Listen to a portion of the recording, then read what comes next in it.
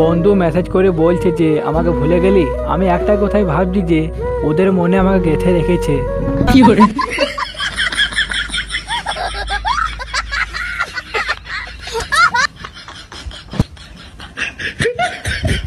আমি খুবই দুর্বল, আমাকে ভালোই বাসে না।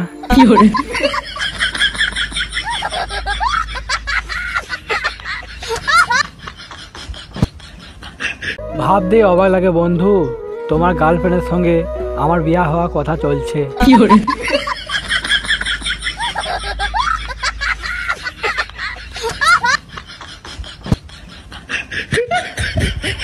আমার কিছু বন্ধু আছে ফেসবুকে আর হোয়াটসঅ্যাপে স্ট্যাটাস দেয় সিঙ্গেল লাইফ বেস, আর আমাকে মেসেজ করে বলে একটা মেয়ে খুঁজে দে।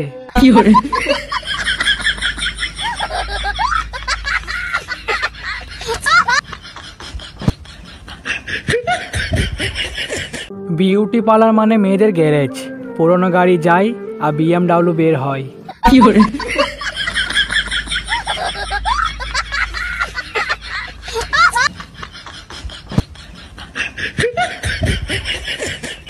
মাঝে মাঝে ভাবি যে সব কিছু ছেড়ে দিয়ে আপনার কাঁধে উঠে পড়ি।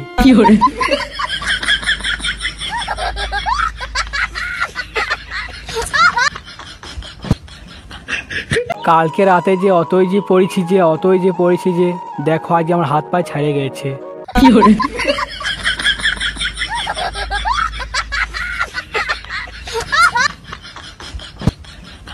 আমি যখন একাই বসি একটাই কথাই ভাবি যে আমার ফোনটা কখন 100% চার্জ হবে।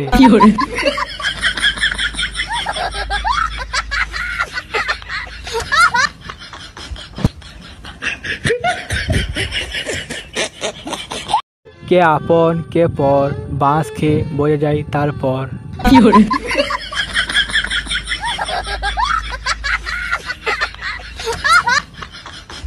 তুমি মনের পিঞ্জেরা তুমি ছিলে, আমি বার করে দিয়েছি। তুই কারে দিলে ঠাই, কারে এত করলে আপন পর করে আমায়। তুই ভালো থাকিস বন্ধু আমার, সুখে থাকিস রো। মেয়েটা প্রেমে না রাজি হয়ে থাকুক আর না থাকুক, বন্ধুরা বৌদি বলে ডাকবেই।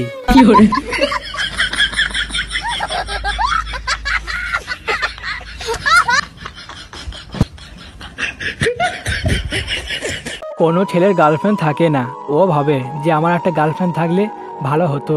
গার্লফ্রেন্ড যখন হয়ে যায় ও আবার ভাবে যে সিঙ্গেল লাইফই বেস্ট ছিল।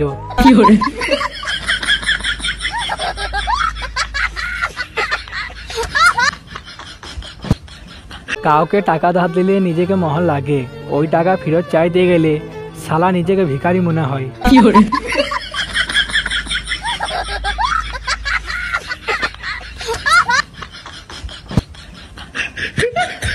আমার গার্লফ্রেন্ড দুটো কাজ হেভি করতে পারে, একটা মেকআপ আর একটা বেকআপ।